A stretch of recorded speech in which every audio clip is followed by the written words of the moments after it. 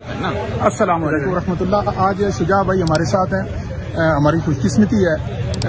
وفاقی شرعی عدالت نے آج تاریخی فیصلہ دیا ہے، تو جماعت اسلامی اور آپ اس کے پیش تھے، تو تھوڑا اس کے بارے میں مسرت موقع پر ایک میسج ہمیں دے دیں کہ آپ کیا اس موقع پر کیا محسوس کر رہے ہیں؟ بسم اللہ الرحمن الرحیم۔ الحمدللہ جماعت اسلامی، تنظیم اسلامی، کچھ حضرات انفرادی حیثیت میں اور کچھ علماء ماشاءاللہ اس کیس کو پرسو کر رہے تھے، اور اس میں تحریک انسداد سود میں جو مولانا زاہد الراشد صاحب ہیں ان کے تحت بھی علماء کا اس میں کنٹریبیوشن رہا اور بہت سے لوگوں کا۔ آج اللہ کا شکر ہے کہ 26 رمضان اور رات کو 27 شبی ہے، اور وفاقی شرعی عدالت کے محترم ججز نے بہت دو ٹوک ایک فیصلہ دیا ہے، جس میں ربا کیا ہے اس کی تفصیل بھی آ گئی ہے، ملکی قوانین میں کہاں کہاں ربا موجود ہے ان قوانین کی تبدیلی کا معاملہ، اور انفرادی سطح پر، اجتماعی سطح پر سود کا خاتمہ، ملکی سطح پر اور بیرونی ملک جو قرض ہے ان کے اعتبار سے اس کے لیے کچھ ریکمنڈیشنز بھی دی ہیں، اور ساتھ ساتھ انہوں نے کوئی 5 سال کا ٹائم دیا ہے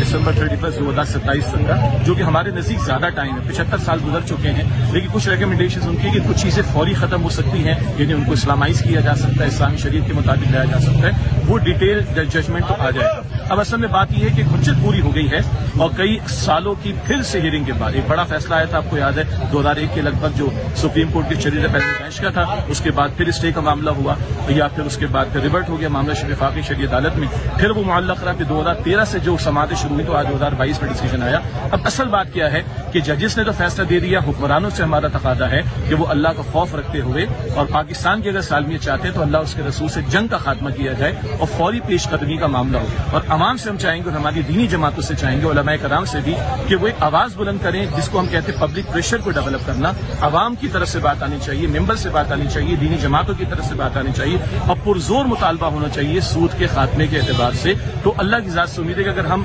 مخلص ہو جائیں گے، اخلاص کے ساتھ کھڑے ہوں گے، تو اس کی امپلیمنٹیشن میں کوئی بات آگے بڑھ سکے گی انشاءاللہ تعالی۔ ایک سوال چھوٹا سا، اگر حکومت اس پہ کوئی ٹال مٹول کرتی ہے، محترم میری جماعت اسلامی نے کہا ہے کہ ہم سڑکوں پر آئیں، تو آپ ان کے ساتھ اس معاملے میں شامل ہوں گے؟ دیکھیے کچھ معاملات ایسے ہیں کہ جو متفق علیہ ہیں، سود کے خاتمے کی بات ہو، بے حیائی کے خاتمے کی بات ہو، اس میں تو کسی مکتب فکر یا دینی جماعت کا اختلاف رائے نہیں ہے، تو ہم بھی قائل ہیں، ڈاکٹر اسرار صاحب رحمۃ اللہ علیہ تو پورے نظام حکومت کے اصلاح کے لیے، شریعت کے